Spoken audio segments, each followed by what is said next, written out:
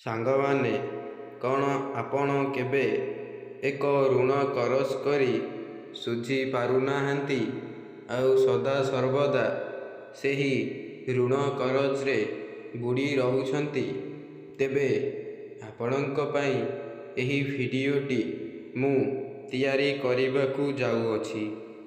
ସାଙ୍ଗମାନେ, ଏହି ଭିଡ଼ିଓଟି ହେଉଛି ଏକ ଅଙ୍କଶାସ୍ତ୍ର ପରି, ଯାହାକି ଏହି ସ୍କ୍ରିନ୍ ଉପରେ ଦିଆଯାଇଥିବା ଦୁଇଟି ପାରା ମଧ୍ୟରୁ ଆପଣ କେବଳ ଗୋଟିଏ ପାରା ବାଛିକି ଦେଖନ୍ତୁ।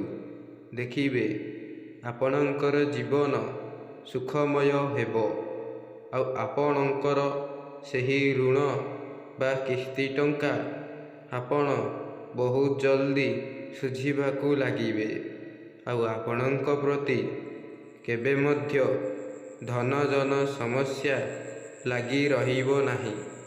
ମୁଁ ଆପଣଙ୍କୁ ଏହି ଭିଡ଼ିଓଟି ଷ୍ଟାର୍ଟ କରିବା ପୂର୍ବରୁ କହି ରଖୁଛି ଯେ ଏହି ଭିଡ଼ିଓଟି ଆପଣଙ୍କୁ ପସନ୍ଦ ଲାଗିଲେ ନିହାତି ଭାବରେ ମୋର ଏହି ଚ୍ୟାନେଲଟିକୁ ଗୋଟିଏ ସବସ୍କ୍ରାଇବ୍ କରି ବେଲ୍ ଆଇକନ୍କୁ ଅନ୍ କରିକି ରଖିବେ, ଯାହାଫଳରେ ମୁଁ ଭିଡ଼ିଓ ଛାଡ଼ିବା ମାତ୍ରେ ଆପଣଙ୍କ ପାଖକୁ ନୋଟିଫିକେସନ୍ ଜରିଆରେ ସର୍ବପ୍ରଥମେ ପହଞ୍ଚି ପାରିବ। ସାଙ୍ଗମାନେ, ଚାଲନ୍ତୁ ଆଉ ଡେରି ନ କରି ଷ୍ଟାର୍ଟ କରିବା। ଆପଣଙ୍କ ଜୀବନରେ କେବେ ଏପରି ସମସ୍ୟା ଲାଗି ରହିଛି ଯେ ଆପଣ ଅତୀତକୁ ନେଇ ବର୍ତ୍ତମାନ ସୁଦ୍ଧା ବହୁତ ବ୍ୟସ୍ତ ରହିବାକୁ ଲାଗୁଛନ୍ତି ଆଉ କୌଣସି କାର୍ଯ୍ୟରେ ବି ବାଧାବିଘ୍ନ ଘଟୁଅଛି ଆଉ ଆପଣଙ୍କର ଜୀବନ ବହୁତ ଦୁଃଖରେ ଯିବାକୁ ଲାଗୁଅଛି? ସାଙ୍ଗମାନେ, ମୁଁ ଆପଣଙ୍କୁ ଏହି ଭିଡ଼ିଓରେ ଜଣାଇବି ଯେ ଏହି ସବୁ ଜିନିଷମାନ କିପରି ଆପଣଙ୍କ ଜୀବନରୁ ଦୂର ହେବ। ଆପଣ ଦେଖୁଥିବା ଏହି ସ୍କ୍ରିନ୍ ଉପରେ ଏହି ଧଳା ପାରାଟି ବିଷୟରେ ମୁଁ କିଛି କହିବାକୁ ଚାହୁଁଛି, ଯାହାକି ଏହି ଧଳା ପାରାଟି ମା ଲକ୍ଷ୍ମୀଙ୍କର ବହୁତ ଭଲ ହୋଇଥାଏ ଆଉ ଏହି ଧଳା ପାରାକୁ ଯଦି ଆପଣ ସ୍ନେହ କରି ଘରେ ପାଳନ କରନ୍ତି, ତେବେ ତାହା ମଧ୍ୟ ଆପଣଙ୍କ ପ୍ରତି ବହୁତ ଶୁଭ ହୋଇଥାଏ ଆଉ ଘରକୁ ଆସୁଥିବା ସମସ୍ତ ନକାରାତ୍ମକ ଶକ୍ତିକୁ ଏହି ପାରା ଦୂର କରିଦିଏ।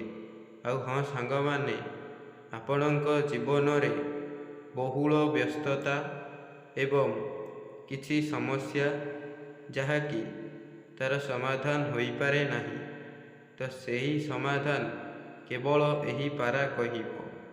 ଆଉ ସେହି ପାରାର କିଛି ବିଶେଷ ଗୁଣ ରହିଛି, ଚାଲନ୍ତୁ ଜାଣିବା। ଏହି ପାରାଟି ଏକ ଭାସ୍ୟମାନ ଉଜ୍ଜ୍ୱଳ ତାରା ପରି ହୋଇଥାଏ। ଏହାକୁ ଯଦି ଆପଣ ବହୁତ ପ୍ରକାର ସ୍ନେହ କରନ୍ତି, ତେବେ ଆପଣଙ୍କୁ ଏକ ସ୍ନେହୀ ପ୍ରକୃତି ମନୁଷ୍ୟ ଭାବରେ ଗଣନା କରାଯିବ।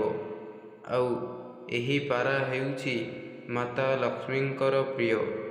ଆପଣ ଏହି ପାରାକୁ କେବଳ ଗୋଟିଏ ଥର ଖାଇବାକୁ ଦିଅନ୍ତୁ, ଦେଖିବେ ଆପଣଙ୍କର ଜୀବନ ବହୁତ ଶୁଭ ହେବ ଆଉ ଯେକୌଣସି ସମସ୍ୟା ମଧ୍ୟ ଆପେ ଆପେ ସମାଧାନ ହେବାକୁ ଲାଗିବ।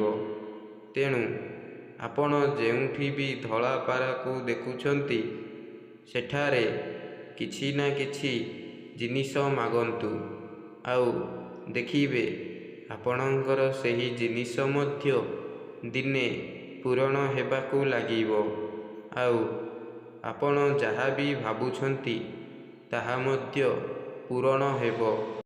ଆଉ ଆପଣଙ୍କ ଜୀବନ ଯଦି ଶୁଭ ହେବାକୁ ଯାଉଥିବ, ତେବେ ଏହି ଧଳା ପାରାଟି ତୁମକୁ ତା'ର ସଂକେତ ଦ୍ୱାରା ହିଁ ସେ ସୂଚାଇ ଦେବାକୁ ଲାଗିବ। ଆଉ ଆପଣଙ୍କ ସନ୍ତାନ ପ୍ରତି ଥିବା ସ୍ନେହ ଭାବ ମଧ୍ୟ ବୃଦ୍ଧି ହେବାକୁ ଲାଗିବ। ଆପଣ ଯେଉଁ ବି କ୍ଷେତ୍ରରେ କାମ କରୁଥିଲେ ତାହା ଦିନେ ଅସଫଳ ହେଇଯାଉଥିଲା, ତ ବର୍ତ୍ତମାନ ସୁଦ୍ଧା ଏହି ପାରାକୁ ବ୍ୟବହାର କରିକି ଦେଖନ୍ତୁ।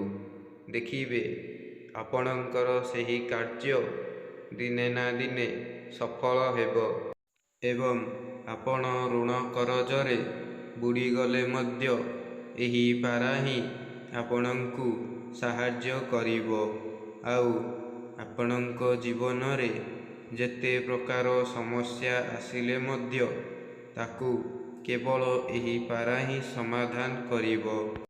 ଦେଖନ୍ତୁ, ଆପଣ ଆପଣଙ୍କ ଜୀବନରେ ଯଦି ବହୁଳ ବ୍ୟସ୍ତତା ଭାବରେ ନିଜକୁ ଅଳସୁଆ କରିଦେବେ, ତେବେ ଆପଣଙ୍କର ଜୀବନ ମଧ୍ୟ ସେମିତି ଅଳସୁଆ ହୋଇଯିବ। କେବଳ ଏହି ଗୋଟିଏ କାମ କରିକି ଦେଖନ୍ତୁ।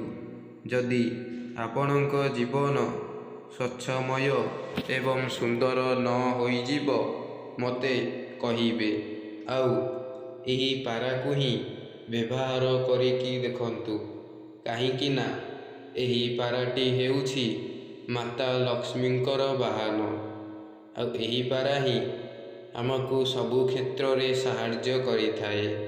ଯେପରିକି ଆମେ ଯେକୌଣସି ସମସ୍ୟା ହେଉ କିମ୍ବା କାର୍ଯ୍ୟ ହେଉ, ଯଦି ଫସି ଯାଇଛନ୍ତି କିମ୍ବା ଋଣ କରଜରେ ବୁଡ଼ି ଯାଇଛନ୍ତି, ତେବେ ଏହି ପାରା ହିଁ ଆମକୁ ସାଥ ଦେବ ଆଉ ସେହି ଋଣ କରଜରୁ ମଧ୍ୟ ମୁକ୍ତି ଦେବ। ତେଣୁ ଏହି ପାରା ହିଁ ଆପଣଙ୍କ ପାଇଁ ଏକ ମୁଖ୍ୟ ଭାବରେ କାର୍ଯ୍ୟ କରିଥାଏ। ଆଉ ଆପଣଙ୍କ ଅଳସୁଆପଣକୁ ମଧ୍ୟ ସବୁବେଳେ ଭାଙ୍ଗିବା ଉଚିତ। ଯେପରିକି ଗୋଟିଏ ବ୍ୟକ୍ତି ସେ କେବେ ମଧ୍ୟ କାର୍ଯ୍ୟ କରେ ନାହିଁ ଆଉ ସେ କହେ ମୁଁ ସିଧା ସିଧା ଫଳ ପାଇଯିବି, ତ ଏହା ତା ପ୍ରତି ଏକ ଭୁଲ ଭାବନା ଅଟେ। କାହିଁକି ନା କର୍ମ ଅନୁସାରେ ହିଁ ଫଳ ମିଳିଥାଏ। ଆଉ ଏପରି ଗୋଟିଏ ଜିନିଷ ନାହିଁ ଯାହାକି ବିନା କର୍ମରେ ମିଳେ। ଆଉ ଏହି ପାରା ହିଁ ଆମକୁ ସୂଚାଇ ଦିଏ ଯେ ଆମ ଜୀବନ କେମିତି ଅଟେ ଆଉ ଆମ ଜୀବନକୁ କେମିତି ସୁନ୍ଦର ଆଉ ସୁରସ କରିବ। ତ ଆପଣମାନେ ଯେଉଁମାନେ ବି ଏହି ଧଳା ପାରାଟିକୁ ବାଛିଛନ୍ତି ମା ଲକ୍ଷ୍ମୀ ବୋଲି ଗୋଟିଏ କମେଣ୍ଟ କରନ୍ତୁ। ତ ଏବେ ଜାଣିବା ଦ୍ୱିତୀୟ ପାରା ବିଷୟରେ। ଯଦି ଆପଣ ଏହି ଦ୍ୱିତୀୟ ପାରାଟିକୁ ବାଛିଛନ୍ତି, ତେବେ ସେ କ'ଣ କହୁଛି ଆପଣଙ୍କ ଜୀବନ ଆଉ ଚିନ୍ତାଧାରା ବିଷୟରେ ଚାଲନ୍ତୁ ଜାଣିବା। ଯଦି ଆପଣ ଜୀବନରେ କୌଣସି ଏକ ଚାକିରି ଖୋଜୁଛନ୍ତି ଆଉ ସେହି ଚାକିରିରେ ଅସଫଳ ହେଇଯାଉଛନ୍ତି, ତେବେ ଏହି ପାରା ହିଁ ଆପଣଙ୍କୁ ବାଟ ଦେଖାଇବ। ଆଉ ସେହି ଚାକିରି ପାଇବା ପାଇଁ ଆପଣଙ୍କ ପକ୍ଷେ କିଛି ସମୟ ଲାଗିପାରେ ବା ବିଳମ୍ବ ହୋଇପାରେ, ଯାହାଦ୍ୱାରା ଆପଣ ଆଉ ଥରେ ଉନ୍ନତି ହେବାକୁ ଲାଗିବେ। ଆଉ ଚିନ୍ତାଧାରା ମଧ୍ୟ ବଢ଼ିଯିବ ଯେ ତାହା ଆମର କେବେ ସଫଳ ହେବ। କିନ୍ତୁ ବିଳମ୍ବ ହେଲେ ମଧ୍ୟ ଏହା ସତ ଯେ ଏହି ପାରାଟି ଆମକୁ ଯାହା ବି ସୂଚନା ଦେଉଅଛି ତାହା ଆମର ନିଶ୍ଚୟ ଘଟିବ। ଆଉ ଆମର ବିଳମ୍ବ ହେଲେ ମଧ୍ୟ ଆମେ ନିଶ୍ଚୟ ସକ୍ସେସ୍ ହେଇପାରିବା। ଯଦି ଆପଣ କୌଣସି ଏକ କ୍ଷେତ୍ରରେ ହାତ ଦେଉଛନ୍ତି ତେବେ ତାହା ଅସଫଳ ହେଇଯାଉଛି, ତେବେ ଜାଣିନିଅନ୍ତୁ ଯେ ଆପଣ ଆପଣଙ୍କ ଜୀବନରେ କିଛି ଜିନିଷ ହରେଇ ସାରିଲେଣି।